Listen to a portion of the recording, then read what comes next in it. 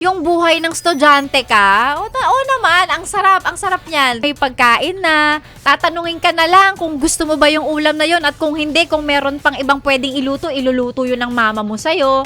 Lagi kong ibibigay na advice sa mga nag-aaral pa ay mag-aral kayo ng mabuti. I-enjoy nyo yung mga panahon at mga pagkakataon na nag-aaral kayo. Kasi kapag ka nasa real world na kayo, nagtatrabaho na kayo, hindi ka pwedeng magreklamo na ayaw mo na.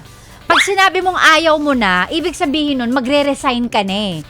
Whereas, di ba, kapag ka nag-aaral ka pa lang, mas madaling drop mo pag ayaw mo na, ganyan. Pag gusto mo magpahinga, wag ka muna mag-enroll sa susunod na SEM, ganyan. Di ba, baon lang ang hinihingi. Tapos, pag binigyan ka ng baon ng nanay mo, anong gusto lang ba nilang kapalit? Mag-aral ka ng mabuti. Ngayon, sumweldo ka ng 5,000 ng A15, anong hinihingi sa'yo ng boss mo? Ang dami! Ang dami niyang hinihingi sa'yo, tapos magkano yung sinisweldo mo? Aliit! So again, dun sa mga nag-aaral pa, make the most out of it. Ako naniniwala naman ako na sa panahon ngayon, alam kong mahirap talaga ang buhay for those who can, go to school nang hindi pinagsasabay ang trabaho kasi medyo nakakaluwag-luwag kayo. Napakaswerte ninyo.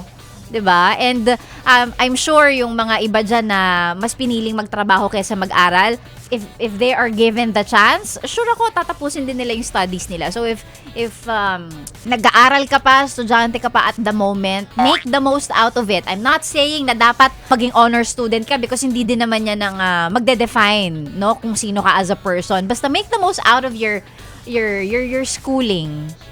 You enjoy every minute of it kahit na toxic din naman ang school. Alam ko naman yon, nag-aral din naman ako.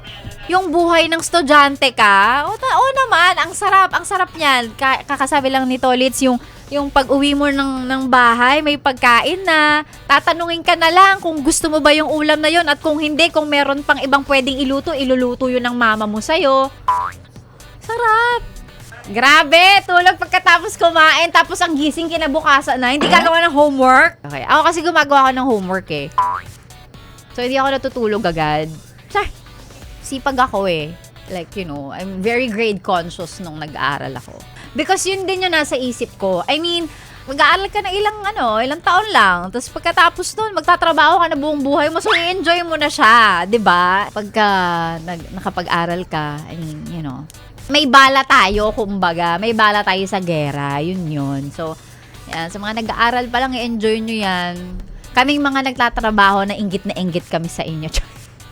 Ano pang ginagawa mo dito, ha? Sinasabi ko na nga ba eh. Solid yes friend ka talaga. Dahil nandito ka na rin lang, sige na, mag-like at mag-comment ka na. Mag-subscribe ka na rin at i-click ang notification bell Para mapasali ka sa mga kalokohan namin. Bawal na bawal mag-no dito, ha? Kasi yes to yes!